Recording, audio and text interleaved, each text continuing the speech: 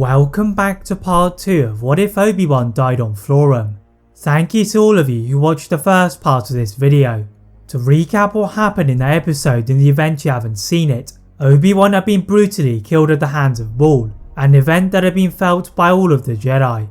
Anakin and Ahsoka had been the most heavily affected, being fueled by the dark side, and on their revenge tour, they are unable to apprehend Maul and Savage on Ohnaka. But now they continue their pursuit for revenge. Watching with great disgust at the ships of Maul, Savage and their army disappearing, the two Jedi returned to the Hutt's council chamber, where 3 of the leaders remained. Looking terrified at the hate-fueled Jedi, Anakin and Ahsoka coldly slashed across their enormous torsos, before pointing to the holograms of Jabba and Gorga and placing them next on their list of victims. Crushing the holoprojector in front of them, the remaining Gamorrean guards all freeze in fear, unable to prevent the Jedi heading back to their ships and flying towards Tatooine. On the journey, Anakin is displeased to receive a hologram from Grandmaster Yoda, and he orders the 2 Jedi to join the rest of the 501st Legion in aiding Lux Bonteri and his insurgents on Onderon.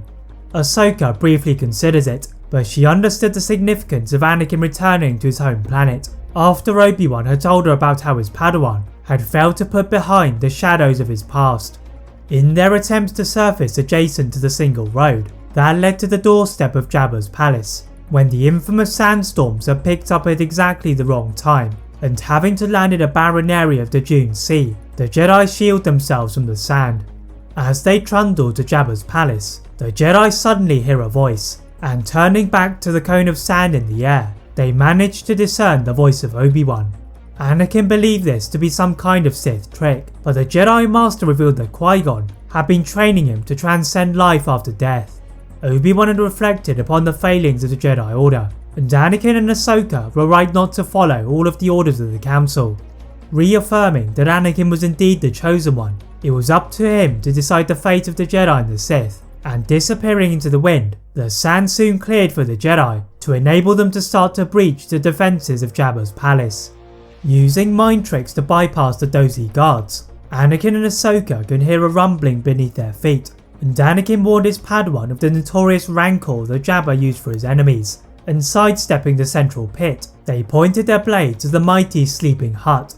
Jabba burbled awake and ordered his bounty hunters to attack them, but Anakin opened the rancor pit with his lightsaber, leaving his Padawan to push their enemies into death. Combining to pierce their lightsabers through the powerful crime lord, the Jedi wordlessly lever the corpse into the rancor pit, then set course for Onderon, leaving Tatooine until there were further political developments.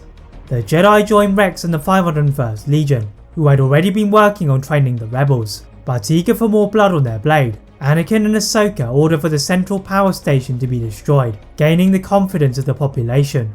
Eliminating any of the droidekas and commando droids that dare to cross their path, they manage to take charge of an armoured assault tank, before causing the city to descend into darkness. Whilst the rebels began to eliminate all of the other droids, the Jedi sent a darkness in the air, and ordering for Rex to secure the planet's shield generators, they navigated the streets to a central square, where the temporary King Rash stood with Count Dooku. The Sith apprentice had heard about the exploits of the Jedi on both Hutt and Tatooine, and almost impressed by their efforts, he offers for them to join him and to complete what Ventress could not.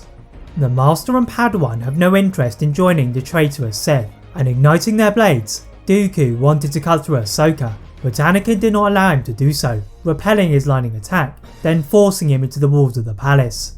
With their Master appearing to have his battle under control, Ahsoka hears the footsteps of the 501st Legion and the Onderon rebels, so leads an attack on the Unifar temple and put King Denda back on his throne. The puppet King Rash is captured by the rebels, and with the population of Onderon emerging from their homes to join the fighting, Dooku is forced to retreat before Anakin killed him. As the Jedi clean up the wreckage that they had caused, ARC Trooper 5s ran to Anakin and relayed to him that the Jedi Council wished to speak to him. Yoda reveals that Duchess Satine had spoken to the Jedi Council, having just returned to Mandalore from Obi-Wan's funeral, pleading for their help, with Maul attacking the planet. Yoda urges the Jedi to not go to the planet, fearful that their presence would disturb the neutral position of the Republic, but Anakin and Ahsoka decide to do the exact opposite, as they saw this as a chance for revenge. leaving the clones behind to somewhat satisfy the orders of the Council. The two Jedi are told more about their mission from Bo-Katan, who had separated from Maul's army after he had defeated Vizsla in the palace throne room. The Jedi thus disguised themselves as Mandalorian commandos, and choking Maul's guards, they removed their suits of armour and ignited their blades. This time, the brothers would not leave until they were dead. That is it for part 2 of What If Obi-Wan Died on Florrum. If you'd like to see a part 3 soon, please like this video, turn on that notification bell, click that subscribe button on this channel, as well as on my other channel What If Films. And as always, leave a comment about what if you'd all like to see next, and how I can improve my videos. Thank you all very much for watching, and see you next time.